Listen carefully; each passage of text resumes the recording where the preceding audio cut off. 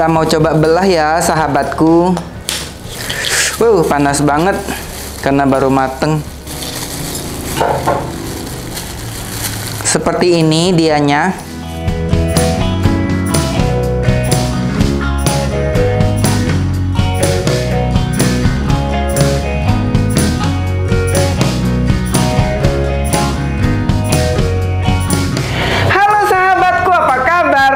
Semoga Anda semua sehat selalu dan bahagia. Kali ini aku mau membuat telur asin. Sebelumnya saya sudah pernah membuat video telur asin, tapi dulu masih menggunakan kamera dengan resolusi rendah, sehingga hasil videonya sudah kurang bagus. Akhirnya videonya akan kita ganti dengan video yang baru ini. Cara bikin telur asin itu gampang banget, dan kali ini sahabatku pasti bisa membuatnya di rumah. Ayo kita mulai membuatnya. Bersama chef terabal-abal sedunia, semua sahabatku bisa memasak. Pertama-tama kita mau rebus air dulu. Di sini aku punya telur bebek sebanyak 15 butir. Ini baru aku beli. Telur bebeknya ini masih kotor nih sahabatku. Kita cuci dulu ya. Kita pakaiin sabun pencuci piring.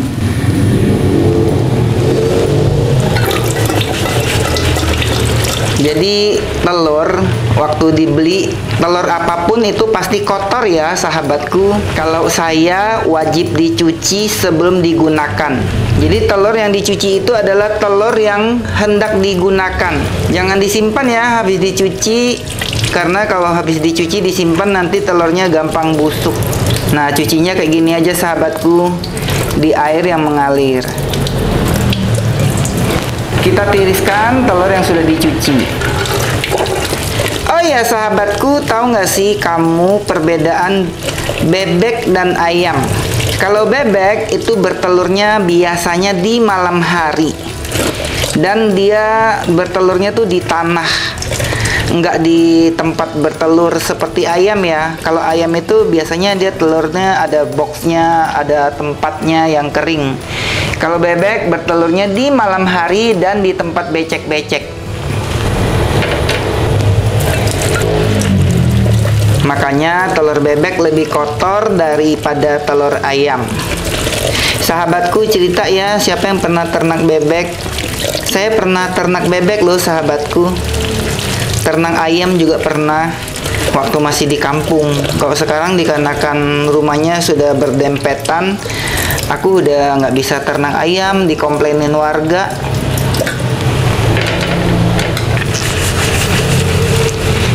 Dan katanya kadar gizi telur bebek itu lebih banyak daripada telur ayam. Benar nggak sih sahabatku?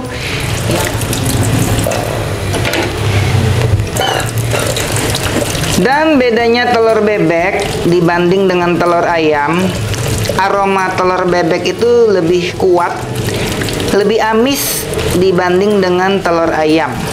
Makanya kalau bikin kue, jarang orang menggunakan telur bebek, karena bakal amis kuenya. Tapi kalau bikin martabak telur, biasanya banyak yang suka menggunakan telur bebek. Atau bikin kerak telur, biasanya orang lebih suka pakai telur bebek. Sahabatku komen ya, lebih suka telur bebek atau telur ayam?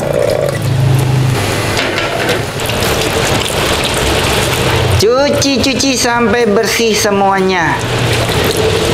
Nah, setelah cuci, sabutnya ini harus diperas kayak gini sahabatku, supaya nggak lendir, supaya awet juga ya, nggak berjamur. Nah, pastikan dia kering baru disimpan. Airnya sudah mendidih, kita mau siapin garam. Di sini aku gunakan garam kasar. Kita mau timbang dulu. Lihat sahabatku, aku punya timbangan baru dari Ideal Life.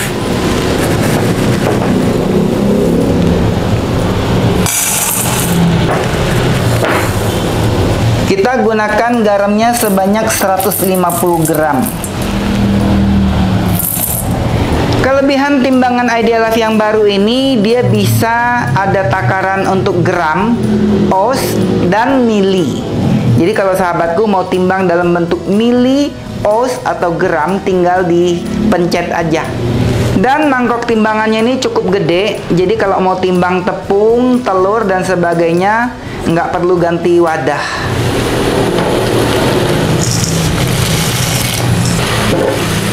Kita aduk-aduk. Jadi garamnya wajib direbus ya sahabatku, supaya telurnya tidak jadi busuk. Dan garamnya sudah larut, kita matikan kompor dan kita biarkan sampai airnya ini benar-benar dingin.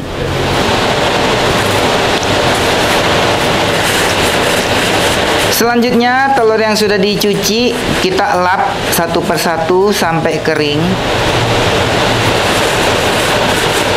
Pastikan nggak ada air yang tersisa ya sahabatku.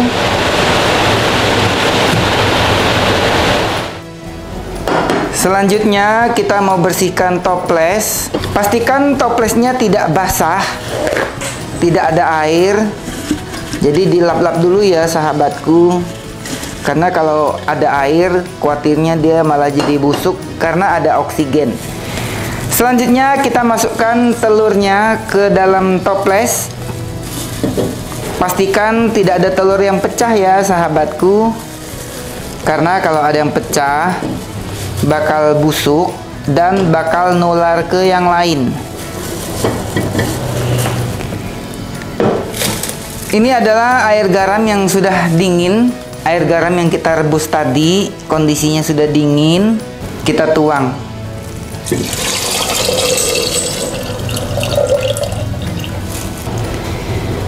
Dan selanjutnya akan kita tutup dengan serbet yang kering.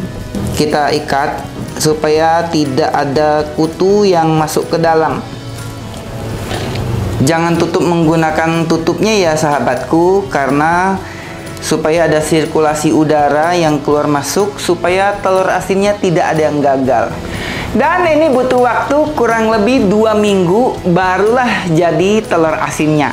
Sampai jumpa di 2 minggu berikutnya.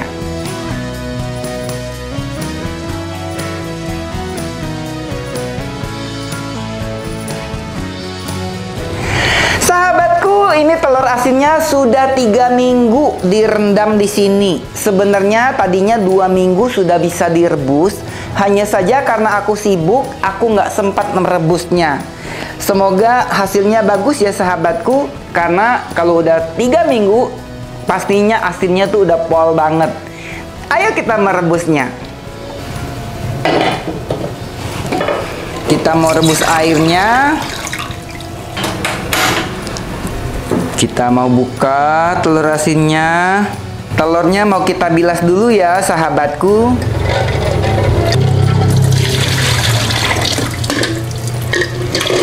Oh ya sahabatku, seandainya kalau kalian nggak mau langsung rebus semuanya juga boleh ya. Biarkan aja direndam di sini maksimal 1 bulan. Kalau kelamaan direndamnya takut busuk aja ya. Nah biasanya setelah direbus, dia juga bisa bertahan sekitar 2 minggu. Kalau di kulkas malah bisa sampai 1 bulan. Airnya sudah hangat, kita mau masukkan telurnya. Rebusnya pakai api kecil ya sahabatku, jangan api besar, nanti telurnya malah meleduk. Naruhnya juga harus pelan-pelan. Kalau dijatuhin nanti dia pecah. Nah, ini satu ini calon pecah nih sahabatku, karena kulitnya ternyata sudah retak. Jadi waktu beli telur tuh ada yang sudah retak. Nah itu kadang-kadang pas direbus kayak gini dia langsung meleduk nih sahabatku. Sahabatku, kalau rebus telur jangan ditutup ya. Kalau ditutup nanti telurnya pecah dan bisa meledak. Dan rebus telur itu harus pakai api kecil saja. Dan kita akan merebus telurnya ini kurang lebih selama 8 menit terhitung sejak mendidih. Dan ada lagi ciri-cirinya, kalau telur asinnya gagal pada waktu direbus itu pasti meledak. dan itu akan baunya minta ampun. Dan ini aku menggunakan casserole pan dari Idealife. Ini keren banget loh sahabatku. Walaupun aku merebus air garam menggunakan casserole pan ini, pancinya baik-baik saja. Karena dia sudah dilapisi dengan marble design coating yang sangat aman untuk kesehatan dan bisa digunakan di semua jenis kompor termasuk kompor induksi. Ini sudah sekitar 8 menit aku merebusnya. Kita angkat. Ini ada yang pecah satu nih sahabatku, yang tadi retak kayaknya ya. Jadi kalau rebus telur bebek, apalagi telur asin, agak lama dikit ya daripada telur ayam kampung, karena ukurannya kan lebih besar gitu sahabatku. Biasanya sih kalau rebus telur ayam atau telur ayam negeri standarnya 7 menit terhitung dari airnya berbunyi. Kok berbunyi? Dari airnya mendidih maksudnya. Itu untuk yang matang sempurna, yang kuningnya sudah keras. Sahabatku, seperti ini jadinya telur asinnya. Dan aku ada tips lagi. Begitu telur asinnya mateng, itu langsung diangkat, jangan direbus. Jangan direbus lagi. Kalau direbus lagi jadi apa dong ya? Jangan direndam di air dingin. Biasanya kan kalau kita rebus telur udah mateng kan buru-buru rendam di air dingin. Untuk telur asin jangan ya, karena nanti akan membuat dia mudah basi, mudah berlendir.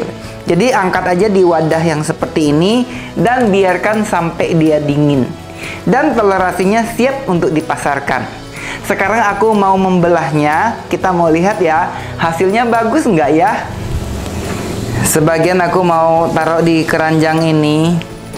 Ceritanya ini mau aku titip ke warung gitu sahabatku. Tapi ini belum aku stempelin sahabatku.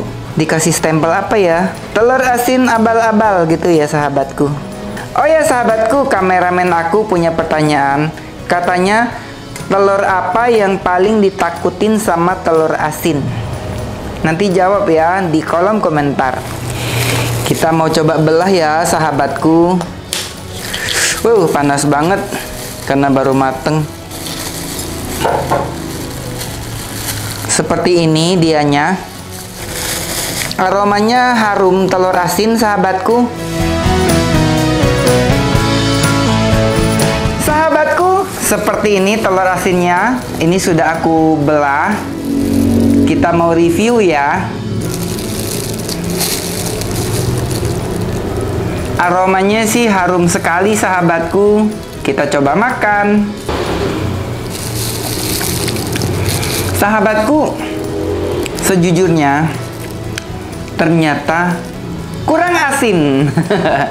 Jadi sebenarnya sih pada waktu saya membelahnya, saya sudah tahu bahwa telur asin aku ini kurang asin. Tahu nggak tandanya dari apa? Kurang berminyak. Jadi kalau kurang garam dia nggak berminyak.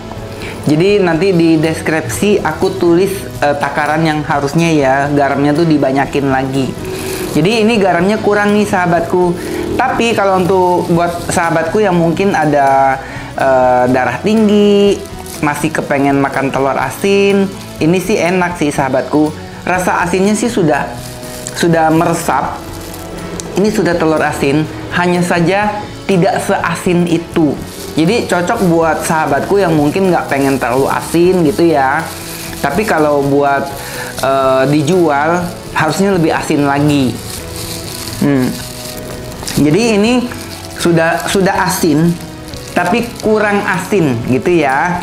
Jadi ini kayak telur asin yang beli di warung lah. Saya sering kali beli telur asin dapatnya kayak gini. Ada plus minusnya untuk telur asin yang seperti ini. Ya balik lagi buat sahabatku yang mungkin nggak kepengen terlalu asin, boleh aja dengan takaran garam yang di awal yang aku sebutkan. Tapi kalau untuk dijual harus lebih asin lagi. Kalau nggak bakal dikomplain. Nah, ciri-cirinya garamnya sebetulnya ini sudah aman. Ciri-cirinya dia tidak busuk, gitu ya. Kalau misalnya garamnya kurang banget, itu malah telurnya nggak jadi, malah busuk. Pas direbus tuh meledak semuanya. Gitu ya sahabatku. Tapi kalau untuk digadoin misalnya untuk pergi jalan-jalan keluar kota, aku suka sih bawa telur asin untuk digado. Ini cocok sahabatku, karena nggak terlalu asin. Makan 2-3 butir pun masih aman. Itu ya. Semoga sahabatku bisa membuatnya di rumah. Semoga sahabatku suka dengan videonya. Jadi ini saya jujur apa adanya ya sahabatku. Kurang asin. Kalau bikin, garamnya dibanyakin ya.